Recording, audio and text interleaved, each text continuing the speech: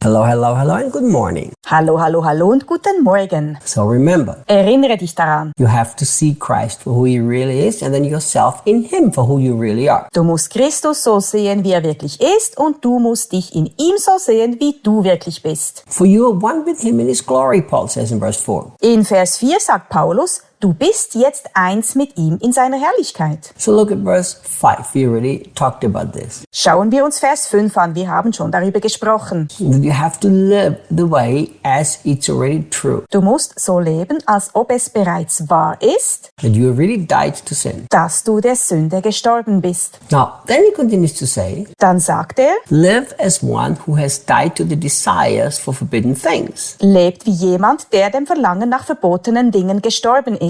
You know, the different versions use different words for what he's saying here. Die verschiedenen Übersetzungen verwenden unterschiedliche Worte für das, was er hier sagt. You know, another one uses inordinate affections. Eine Übersetzung sagt übertriebene Zuneigung. Another one uses passionate deeds. Eine andere verwendet leidenschaftliche Taten. And you know, one of the meanings is whatever grips you and tries to draw you away. Eine der Bedeutungen ist, was immer dich packt, dich ergreift und versucht, dich wegzuziehen. You know, with the Bible, the Passion expresses it here, the desires for forbidden things. Die Passion drückt es mit dem Verlangen nach verbotenen Dingen aus. In my understanding, the best way to explain it from the Greek, Meines Erachtens ist das beste Wort, um es vom Griechischen her zu erklären, it's just sinful passions, sinful desires. einfach sündhafte Leidenschaft, sündhafte Begierden. It can apply to so many different areas of your life. Du kannst es auf so viele verschiedene Bereiche deines Lebens anwenden. You know, there are many things that are not wrong in themselves. Es gibt viele Dinge, die an sich nicht falsch sind. But if they become an addiction or a passion that controls you, then it becomes sin. Aber wenn sie zu einer Sucht oder einer Leidenschaft werden,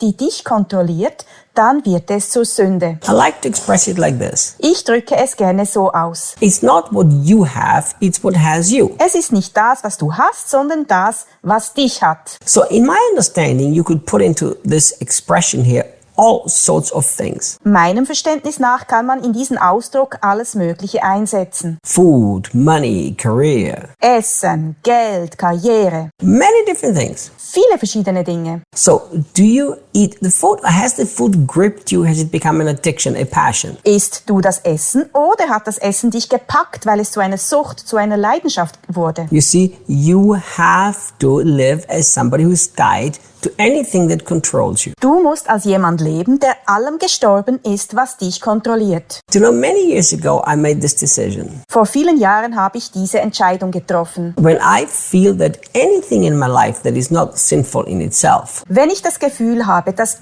irgendetwas in meinem Leben, das an sich nicht sündhaft ist, is gripping me and becomes a passion that now controls me, I'm going to throw it out of my life. mich ergreift, zu einer Leidenschaft wird und mich jetzt kontrolliert, werfe ich es aus meinem Leben. Christians have so many rules and regulations. You can't do this, you can't do the other. Christen haben so viele Regeln und Vorschriften. Du darfst dies nicht tun, du darfst das andere nicht tun. We should ask this question. Wir sollten uns diese Frage stellen. Does it draw me away from Jesus? Zieht es mich weg von Jesus? And has it become a passion that controls me? Und ist es zu einer Leidenschaft geworden, die mich kontrolliert? Look, you go to some countries, and for a Christian to smoke is one of the worst sins that he can commit. Schau, in einigen Ländern ist das Rauchen für einen Christen eine der schlimmsten Sünden, die man überhaupt begehen kann. And then you go to Holland, and after the church service, they stand together outside the evangelical Christians and smoke. Wenn du nach Holland fährst, stehen sie nach dem Gottesdienst draußen zusammen und die evangelischen Christen rauchen. You go to some countries, and to drink a beer as a Christian is a terrible sin. In manchen Ländern ist es eine schreckliche Sünde, als Christ Bier zu trinken. I've been to places where right after the church service, people fellowship together inside of the church building, eat and drink beer. Ich war schon an Orten, wo die Menschen nach dem Gottesdienst im Gemeindehaus zusammenkommen,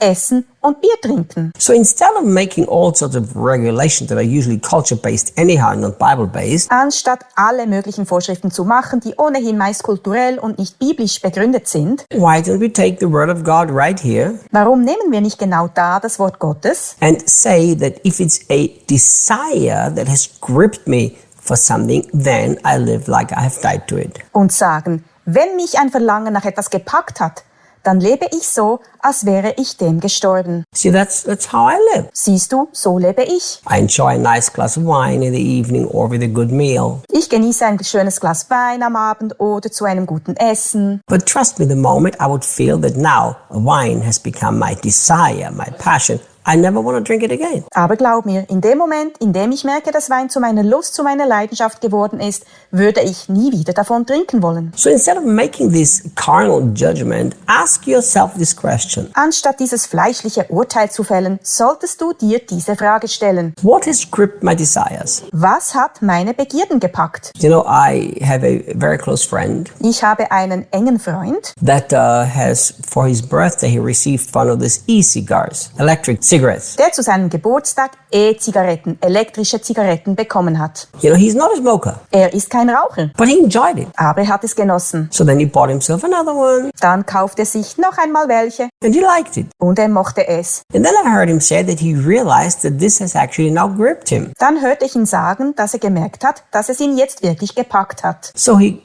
stopped it. Also hat er damit aufgehört. See, that's exactly what Paul is saying to you. Das ist genau das, was Paulus zu dir sagt. You have died to the desire for forbidden things. It means you have died to anything that now controls you. Du bist dem Verlangen nach verbotenen Dingen gestorben. Das bedeutet, dass du allem gestorben bist, was dich jetzt kontrolliert. So this is the question always ask yourself. The things that I have, do they control me or do I simply have them and control them? Das ist die Frage, die du dir immer stellen solltest. Kontrollieren mich die Dinge, die ich habe, oder habe ich sie einfach nur und kontrolliere sie? See, anything that tries to control me, for me, it's a desire for a forbidden thing now. Alles, was versucht, mich zu kontrollieren, ist für mich jetzt ein Verlangen nach einer verbotenen Sache geworden. So I live like I've died to it. Also lebe ich so, als wäre ich dem gestorben. If we would live our lives more sensitive to the leading of the Holy Spirit and less by rules and regulations, Wenn wir mehr auf die Führung des Heiligen Geistes achten würden und weniger auf Regeln und Vorschriften and let the Holy Spirit make these truths real to us, und uns vom Heiligen Geist diese Wahrheit vor Augen führen ließen, we would first of all not judge one another. würden wir erstens nicht übereinander urteilen, Secondly, we would not be controlled by desires and passions, but by the Spirit of God. und zweitens würden wir nicht von Begierden und Leidenschaften, sondern vom Geist Gottes kontrolliert werden. It'd be a better way to live life. Eine bessere Art zu leben. I'll see you guys tomorrow. Wir sehen uns morgen.